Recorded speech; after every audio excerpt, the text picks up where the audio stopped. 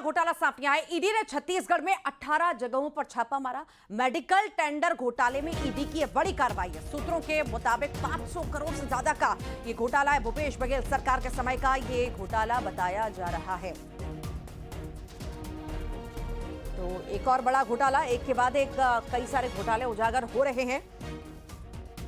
पूर्व की सरकार के ईडी ने छत्तीसगढ़ में 18 जगहों पर छापा मारा है। मेडिकल टेंडर घोटाले में ईडी की बड़ी कार्रवाई देखने को मिली है। ज्यादा जानकारी लेंगे, सहयोगी शंकर आनंद हमारे साथ जुड़ रहे हैं। शंकर, एक के बाद एक बड़े बड़े घोटाले पूर्व की सरकार के उजागर हो रहे हैं। इसी बीच यहां पर मेडिकल टेंडर घोटाले में यह कार्रवाई ईडी ने की है। अभी तक शुरुआती जांच पड़ताल में क्या कुछ सामने आया है?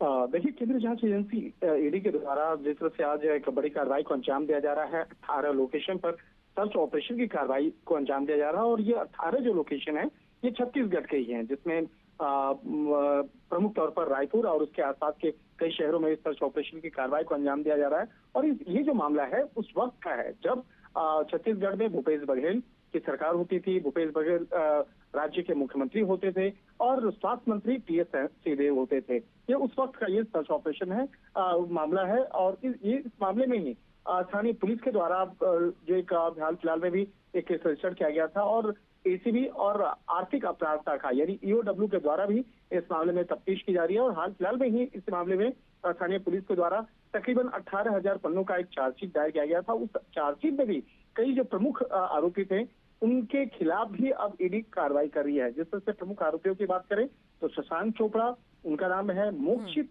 कॉर्पोरेशन नाम की एक कंपनी है, वो प्रमुख तौर पर इसका नाम जो है स्कैम में सामने आया है। इसके साथ ही बसंत कुमार कौशिक, क्षीरोद राउतिया, कमलकांत पाटनकर, डॉक्टर अनिल परसाई, दीपक कुमार बांधे, ये प्रमुख आरोपियों का नाम है।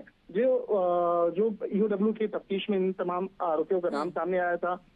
तो ईओडब्ल्यू के द्वारा जो केस रजिस्टर किया गया था उसको ईडी ने टेक ओवर किया है। और टेक ओवर करने के बाद अब मनी लॉन्ड्रिंग एक्ट के तहत इस मामले पर आगे की कार्रवाई को अंजाम दे रही है। तो निश्चित तौर पर कह सकते हैं आने वाले दिनों में इस मामले पर कई बड़े खुलासे देखने को मिल सकता है। ठीक, बहुत बहुत शुक्रिया फिलहाल शंकर।